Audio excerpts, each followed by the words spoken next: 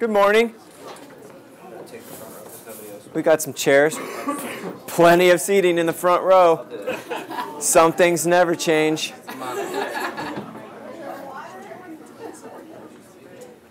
Have a sit. Thanks. How many of you are here to see 1 million cups? Oh, wow. Who's in charge of getting a count of that? Me? Could somebody get a count of all these people, please? Will do. What do you think, Amber? I think it's wonderful. Yeah? I hope everybody else likes it. You guys continue to come. That would be wonderful. Okay, you guys, this is Amber. She owns Buzzed Coffee. She's letting us... Yeah. Technically, they're not even open yet, so they've opened up an hour early so that we could do this event here. She's letting us meet here for free, so in exchange, we're buying coffee from them. That's a little bit different than what we've been doing, right? So if you came here expecting to get free coffee, Vince is going to buy it for you. No, that's serious. Yeah. Lattes, probably not so much, but if you bought a coffee today, it's on Vince's tab. Thanks, Vince. Yeah. Good clap for Vince.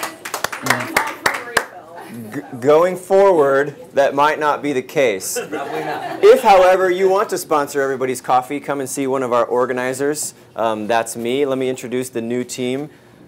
Not these guys. They're standing too close to me a little bit right here. You should be out of the frame, you guys. Sorry. It's more dramatic if you enter like from the side, I think, maybe. But just kidding. This is Vince Bruno. Say hi to Vince. Where's Kevin? Kevin? Yes. Just a wave. Kevin, I think Paul is in Europe right now. Is that right? Tori, where are you? Yeah, you guys know Tori. And Colleen, is she still here? Yeah, I think that's our organizer team. It grew. So, and I think so will this event. So thank you all for being here. I'm super jazzed. Buzzed.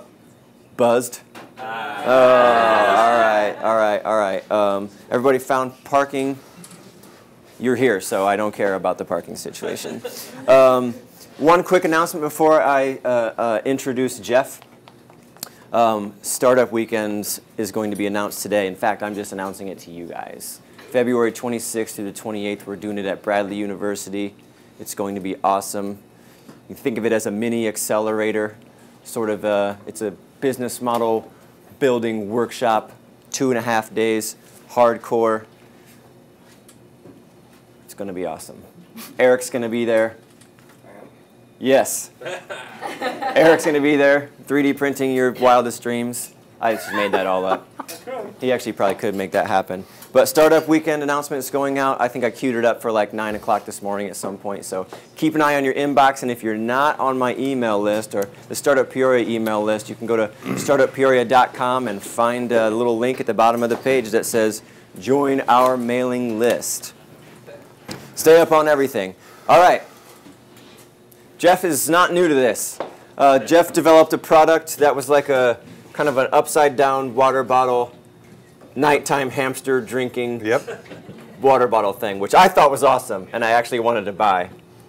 We're still working on it. Still working on that one. I'll get into that. In the meantime, they're going to launch a new product on Kickstarter today. Right now. So this is a different one, but it's a newer one. So yeah. In a year, what have you done? This guy's developed 2 products. Sort of. Sort of. We'll let him tell that story. Welcome to 1 Million Cups, Jeff Niedens. Thank you. Okay. So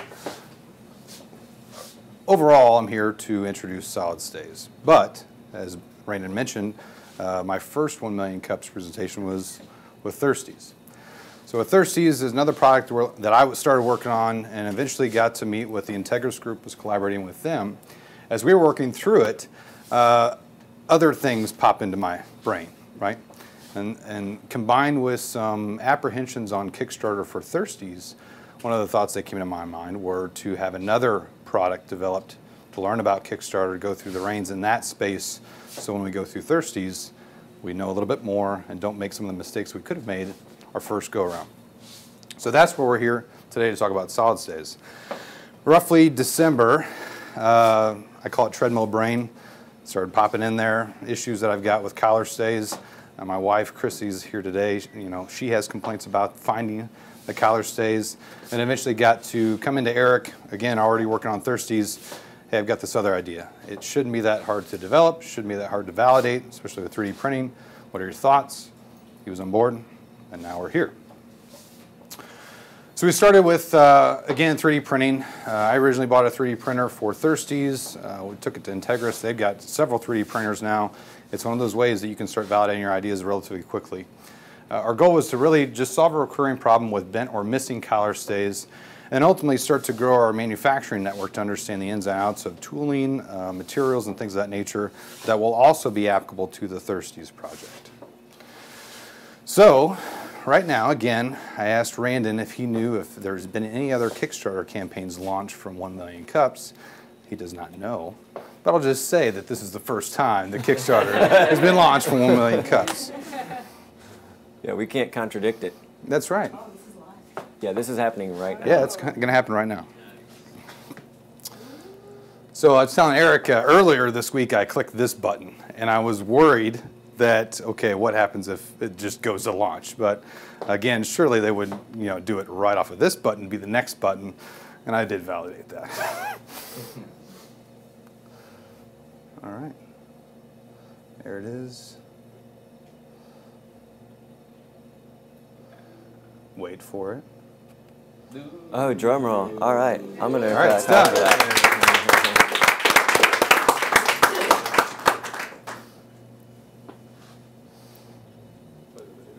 Yeah, so we'll just go right into it. Hey Kickstarter, my name is Jeff, and I'd like to introduce you to SolidStays. SolidStays are collar stays engineered to never fall out. For anyone that uses collar stays, you know they're a requirement for that crisp collar professional look. I recently realized that my morning routine consisted of waking up, going to the gym, coming home and showering, and then trying to find 2 collar stays to match my shirt before going to work. Free collar stays are great because they're free, but that's about it. They bend, they fall out, and half the time I can't even find them when I need them. Plastic stays warp. They get in your dryer, they fall out of your dryer, you find them in your lint trap, you find them on the laundry room floor, you find them in the closet. You find them everywhere, but in your shirt. So I was looking for a better solution. So I called my buddy Eric, and we got to work. We started looking at different prototypes, different designs that we could to ensure that the collar stays stayed in your shirt. So every time you reach for your shirt in your closet, they were there for you, every single time. Go on vacation, you're looking for collar stays, they're already in your shirt. You packed your shirt, so they're there for you when you need them. Solid stays resist warping and bending in high temperatures, so you can rest assured that when they go through the laundry, they're not going to get caught in your lint trap or stuck to the side of your high efficiency dryer. So that's Solid Stays. We finished our product development and we're about to start production, and that's why we need your help. We love our product and we know you will too. So please share us on Facebook and Twitter, and we'll see you soon.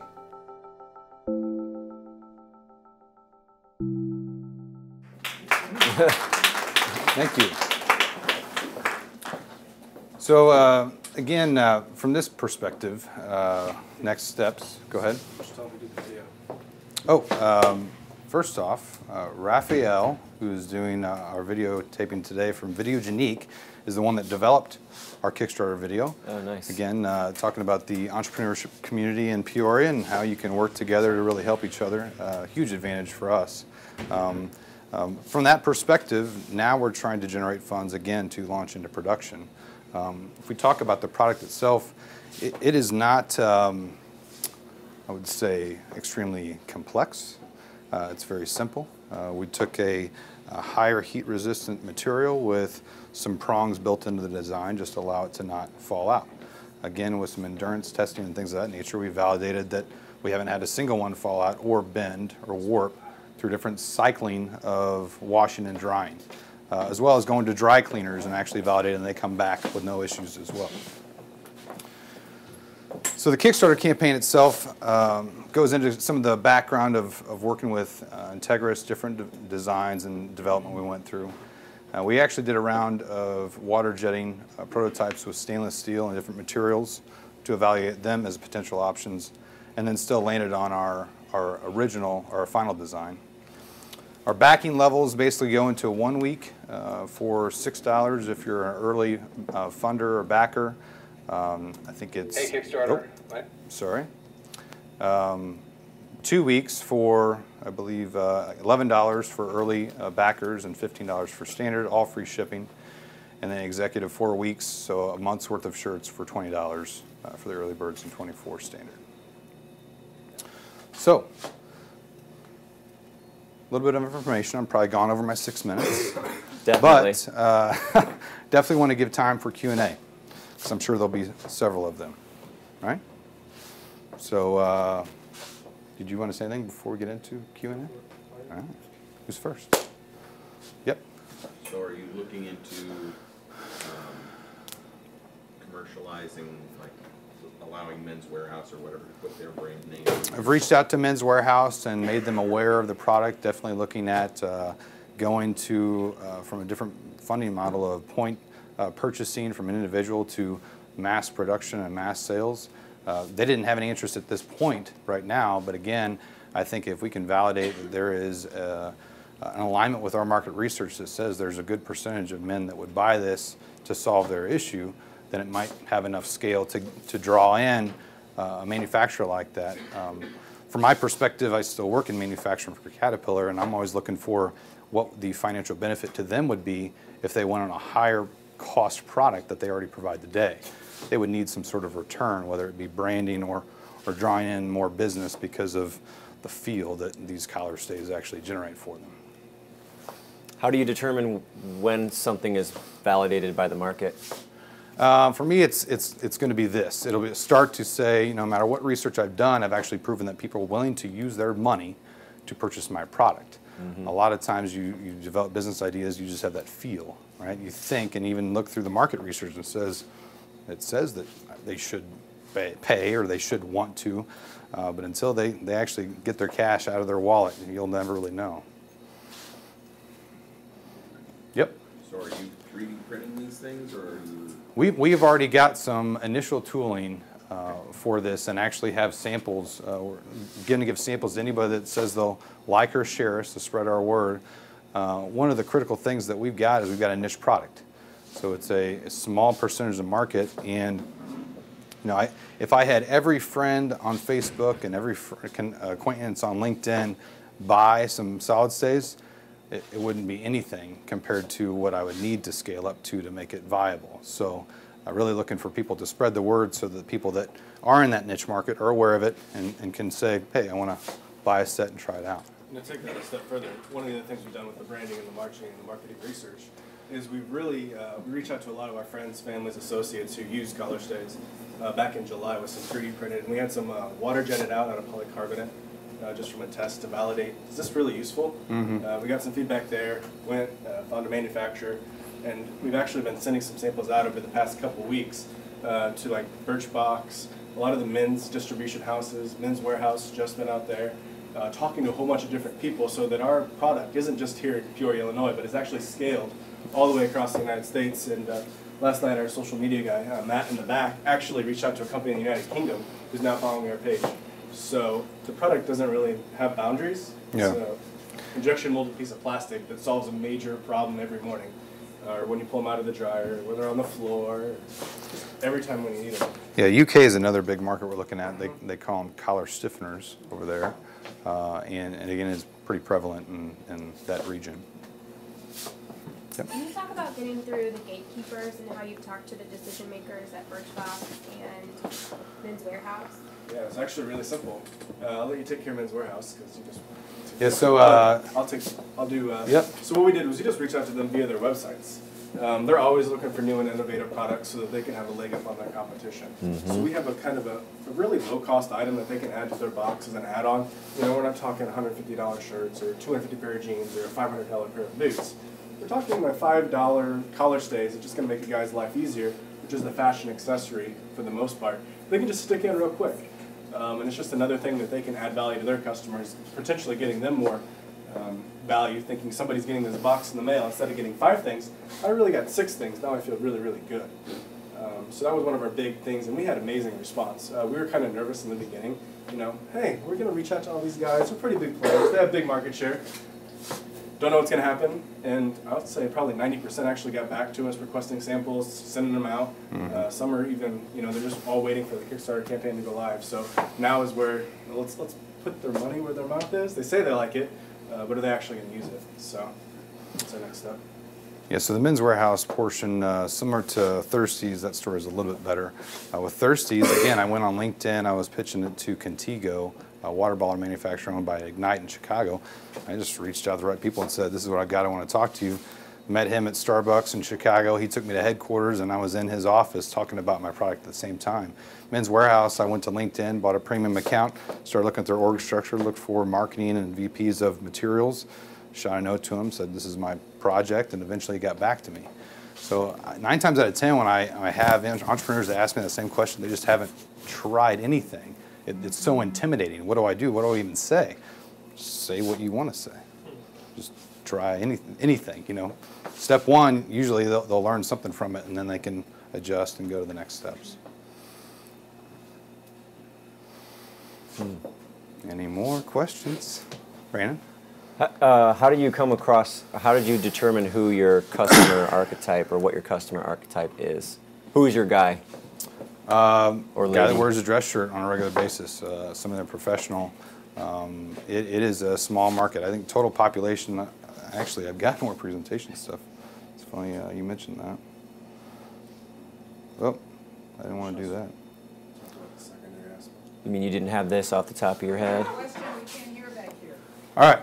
Question was, how do I determine my market size or who Your my ideal consumer is? Yeah. And looking at overall population, 330 million people in the U.S., coming down to the male professional or the male that wears dress shirts, we looked at a lot of different things. We looked at starch consumption, believe it or not, to level set with our numbers to understand what that might be. And we came up with roughly 20 to 30 million total consumers. So if you start looking at that number and looking at how many shirts they might have, et cetera, we're not looking for, capturing all that market. We just want to start growing slowly, because it's one of those things where if it does have value, we think it could just climb incrementally over time. We've got the IP secured, so it really comes down to any other collar stay manufacturer comes out, they'd have to retain it differently than what we've done it. Brandon. Yeah, I'm going to just keep asking questions. Nobody else will. If your thing gets picked up by Trunk Club or Birchbox, how are you ready to scale it? Yeah. We're ready. You got you put the supply chain kind of on paper and ready to go? We've already got a little bit of inventory already. Okay. So really it's going to be a little bit of, we want to do a different round of tooling to have better branding and things of that nature, and potentially get a larger volume order from Kickstarter support so we can get our costs down as low as possible. It's going to be a cost game for us. We want to get it to be as cheap as possible so that the retailers can grab margins and they'll want to push it along with shirts or anything else. Yep. Have you launched yet? Have you had any sales to date?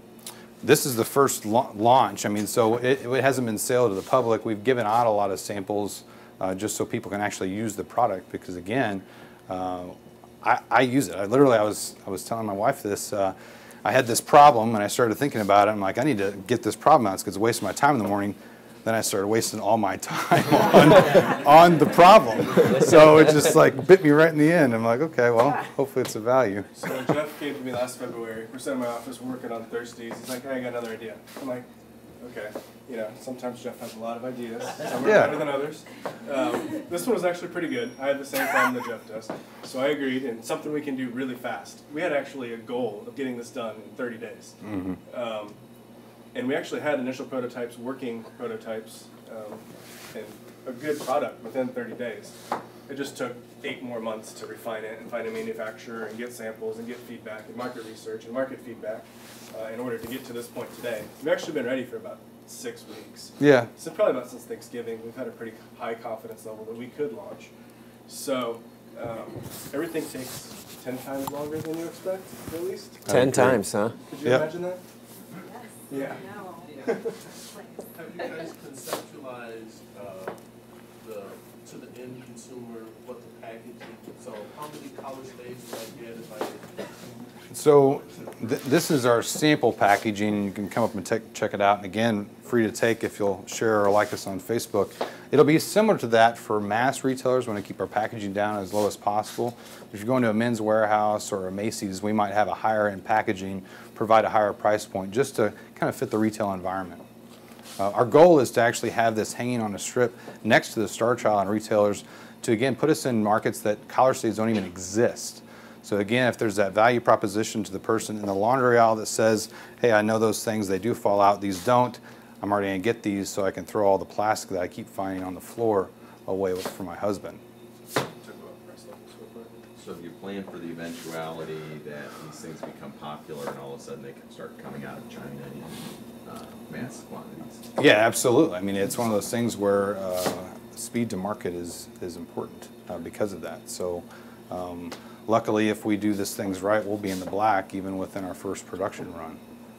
So the goal is just to scale as quickly as possible. I mean, we probably had over 50 design iterations in that couple month period, printing every single time we'd go back to the printer, create a new file, print, test. Jeff, I don't know if you have the picture, but we created a jig with different collar stays. Yes. Jeff tore up a bunch of collars, put them in, because one of the big things is collar stays fall out. You know, you get your ones from Men's Warehouse, Express, wherever, and they just slide out. They'll fall out in the dryer, they'll fall out on the floor, they'll end up in your closet. So one of the big things was when you shook it really hard or tumbling through a dryer, we didn't want them to fall out. And that's where a lot of our patent pending status comes through. Yeah, it's one of those things where we'll have the IP on it, so even if they mass manufacture out of China, the only people that will be able to get it are people that are ordering from China. So you wouldn't see it in stores necessarily, but you know, street vendors in New York and stuff like that, obviously you'll be able to get them there. I mean, I think it'll be a good problem to have. I take it as a compliment. Yeah, I mean, yeah. By then you should be. Yeah. Yep. As the owner of many dress shirts, not all my collar stays are the same length, size, shape, thickness. Yep. You're sure that fits in any collar anywhere? No. So we hit our initial one is the bulk, the majority of all shirts.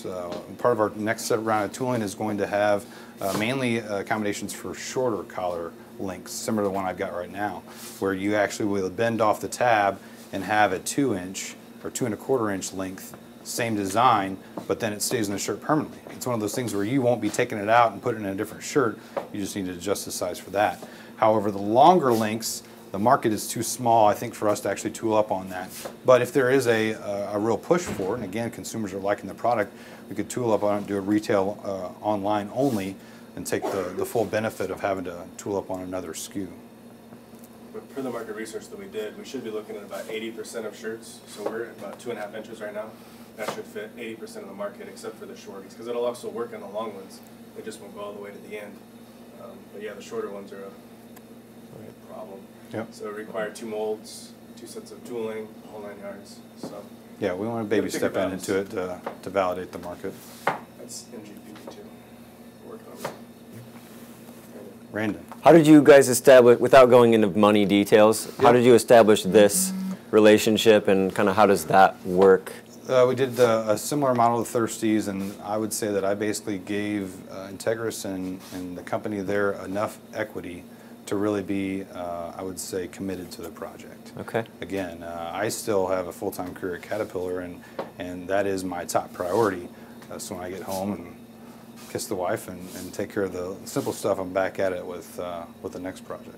And we contributed engineering, marketing, 3D printing, some of those type activities. Yep. Cool. All right.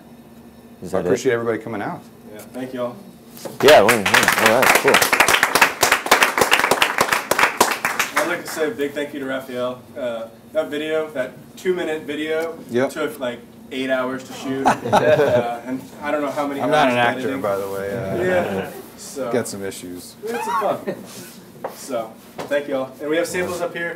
Like again, if you just want to take a sample, feel free, please share us. This is a very social campaign. Yep. So Facebook, Twitter, we're on all of it. SolidStays, LinkedIn. So please do. If you have feedback, questions, let us know too. So that's all we got. Cool. Thanks, guys. Thanks, man.